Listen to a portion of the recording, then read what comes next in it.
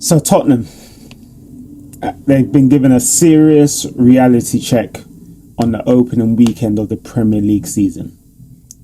Brentford 3, Tottenham 0. Spurs were outfought.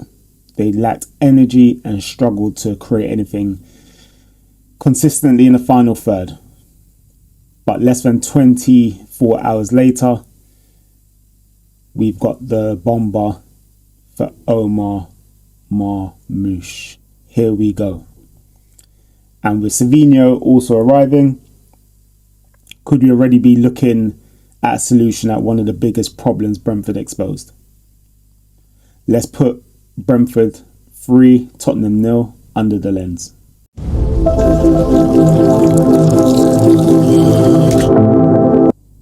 So I'm going to start with one of my biggest disappointments. It wasn't the Zerbi tactics, it wasn't the starting 11, it wasn't the scoreline, it was the lack of fight. It's a London derby. And Brentford looked like a team that they understood what that actually meant. I've always believed that whether you're playing tiki-taka football, long ball football, or Pep football, or Roberto de Zerbi football, you always have to earn the right to play. Win your individual battles, match the opposition's intensity, if not setting the intensity, compete physically, then you can start imposing your own football.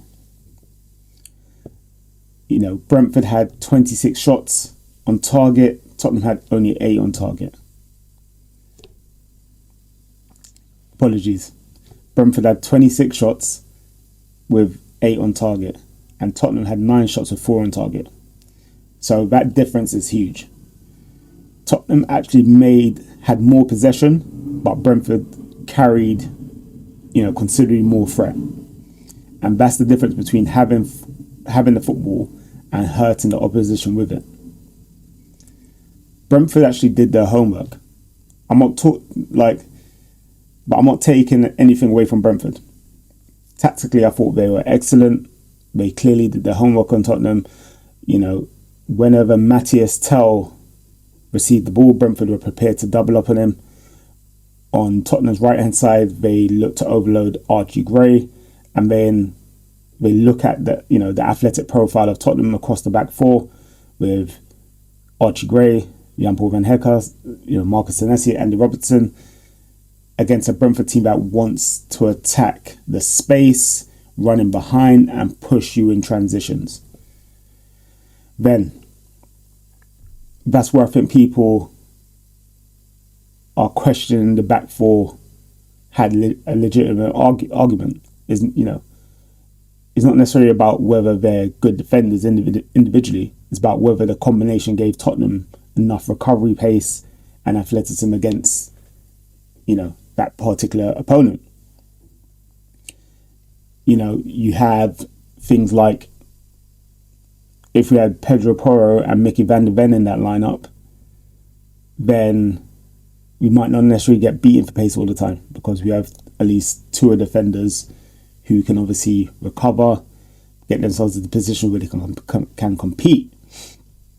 But this is where we're going to have to think about, if we end up having to see that back four again, whether it's now or further down the line, we might have to set up differently tactically to ensure that we're not allowing spaces in behind. Brentford also caused problems for us on set pieces. One thing I'd be highlighting is that the back post area. Brentford continually kept on launching balls towards the back post, which then allowed them to set the ball back in to the box, or back towards the 6-yard box, or back towards the penalty spot for players to then obviously meet. Again, that is something that we need to address. New players. So this all comes with context. We have new players and no established partnerships. So Robertson, new player. Senesi, new player. Van Heck, new player. Tonali, new player. Mikey Moore, obviously he's not a new player, but is his first Premier League start. Mathys Tel, new player. This team is slowly starting to getting to know each other, more and more. Van Heck and Senesi, they've only played one game together, and that was in a Hoffenheim game the week before.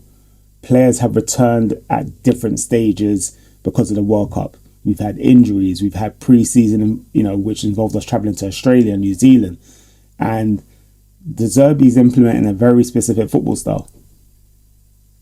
So it does make things difficult. I'm not trying to make an excuse. Just like the Zerbi said, we're not trying to make excuses here. We're not in the business of making excuses. But these are the things that we've had to,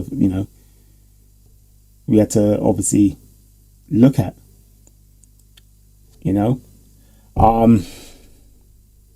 But the one thing that I wanted to happen was,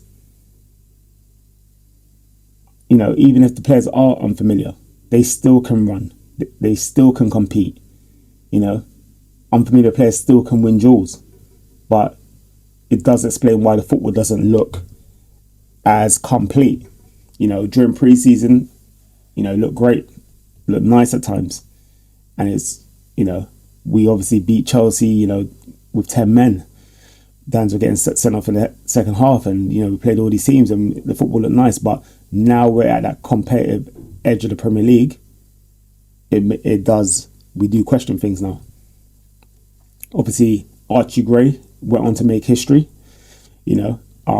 massive individual moment for the lad. At just 20 years old, became the youngest Tottenham Hotspur captain, overtaking the great Steve Perryman. And that's an unbelievable achievement to be able to captain a team at 20 years old. And I think that this gives another clue about his role this season. Personally, I don't see Tottenham, necessarily buying a right back simply to sit behind Pedro Porro. I think Gray's going to become that hybrid option. I think he's going to be shifting between right back and between midfield. And who knows, maybe potentially other positions, but I think he will be shifting between right back and centre midfield. Mikey Moore, and this is something that I believe in. We can't always put everything in kids. It's great to have young talent that comes through, young talent that we invest in, etc. But this is his first Premier League start. I remember Mikey Moore playing against Everton a couple of seasons ago, and I think he set up 2 goals. I think we drew 2-2 to Everton. It was great. And in this game against Brentford, he found himself at the back post on 3 occasions to score goals. Now I don't expect us to walk away with a hat-trick, but even if he scored 1, fantastic. But he found himself in those areas there. The finishing wasn't clinical enough. But the important thing that the young forward is getting himself into those positions, then this transitions into bigger issues. But there's something I feel quite strongly about. Tottenham shouldn't need Mikey Moore to carry this attack. Young players should have quality senior players ahead of them that lead the way, lead them into the first team, create that pathway.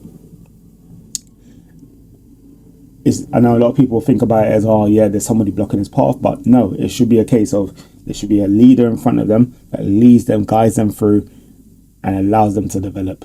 So that way the pressure's not always on these young kids to push forward. One of the biggest problems with Tottenham's attack is, and this brings to me probably the biggest thing Brentford exposed, Tottenham's current front line isn't ready.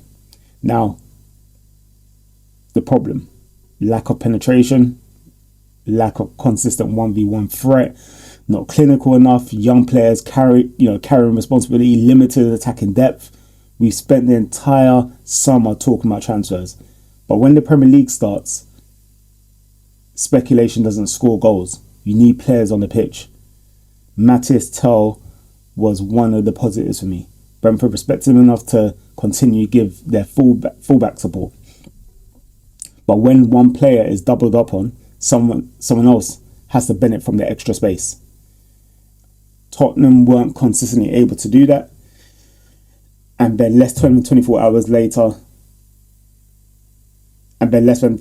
after that performance, Tottenham responded. This leads us on to the here we go from Fabrizio Romano, has given us his famous words, and Tottenham have reached an agreement with Manchester City for the Egyptian international. The deal is expected to be an initial loan with a buy clause that becomes mandatory under certain conditions, valued at around 50 million. Marmoush has already given Tottenham the green light with travel and his medical expected. And after watching the Tottenham against Brentford, you can understand why Zerbi wants another forward. You can understand why he wants to rejuvenate this whole forward line. Now, why does Marmoush matter? He has pace, goal threat, positional versatility. He can, play as a 7, he can play as an 11, he can play as a 10, he can play as a 9. He has transition threat because he's, again, leads to his pace. He's quick on the turn. This is the player that we're looking for. Marmoush gives Tottenham something we desperately lacked against Brentford: directness. He wants to attack space. He can carry the ball. He can, run behind defensive lines. He can operate through the middle and wide areas. I was looking at his stats the other day, and he's got strong stats in terms of his link-up play. And that would be crucial for the Zerbi. Even if Richarlison did, start against Brentford, Marmoush would have been someone who would have picked up that ball in that 10, that central area, to pick up the ball, link up with Richarlison, running them behind for any crosses, little things like that detail. And don't forget what's already happening against Savinho. This is a reported package, expected about that's going to exceed around 80 million within add-ons. We're potentially talking about Tottenham committing more than 130 million, 35 million total packages for both Savinho and Marmoush. Suddenly, Tottenham's attack looks very different. The left wing, you got Mathys Tel, Gakpo if we bring him in. You got Marmoush, Solanke, Richarlison up top. You got Savinho on the right, Kudus on the right. Moore will probably go on loan. Now imagine that, the problem Brentford gave Tottenham.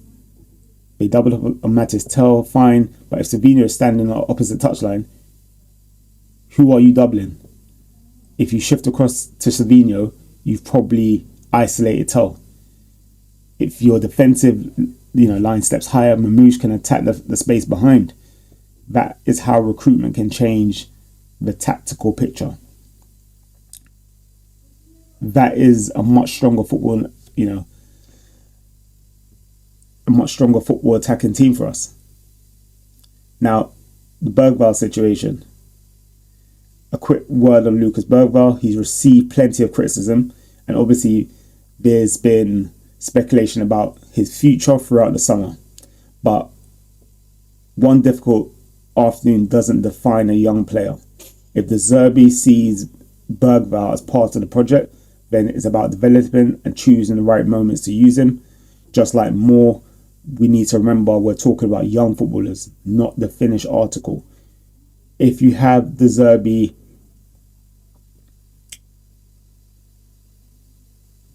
I know we consider these players as professional football players, so we always look at them as a finished article, but we just got to remember that they are not the finished article. Same way with our team.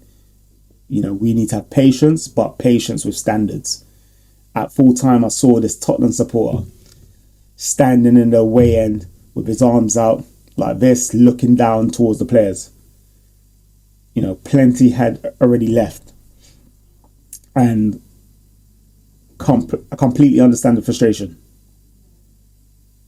But I'm asking Tottenham supporters for one thing: be patient. I know we're considered probably one of the most patient fan base bases out there. You know, we've gone through crazy times in the last few seasons, and I don't want to sound like I'm going to be, you know, Thomas Frank here, but we're one game into a completely new project. There will be teething problems, there will be poor performances, and there will probably be more results that hurt. But we have to be patient. However, this doesn't mean lowering our standards. We can accept the Zerbi needs time, but what we can't accept is Tottenham team entering a London derby without matching the opposition's fight, energy and intensity. So now my verdict is Brentford deserve to win. They outworked Tottenham tactically, exploited our weaknesses and were considerably more dangerous. Tottenham need time to build partnerships. The Zerbi needs time to implement his football, and some of these young players need experience quality around them. But the exciting part is help appears to be coming. Savinho, Marmoush, here we go. Savinho gives elite 1v1 dribbling, ability and width. Marmoush gives you that pace, movement and goal scoring threat, and suddenly the Tottenham front line looks completely different. Next up, we have Charlton in the League Cup, and that's where I'm hoping we might finally get a little cheeky look at Luca Williams-Barnett. But I want your opinion below. How worried are you after Brentford? 1 to 10. And secondly, Savinho and Marmoush, how much does this change this Tottenham attack? If you're new around here, hit subscribe, join us on the Tottenham Lens. We're going to be discussing the Zerbi football throughout the season. We celebrate the good, we analyse the bad, and most importantly, we look at why things happen. The Tottenham Lens. See the game differently. Come on, you Spurs.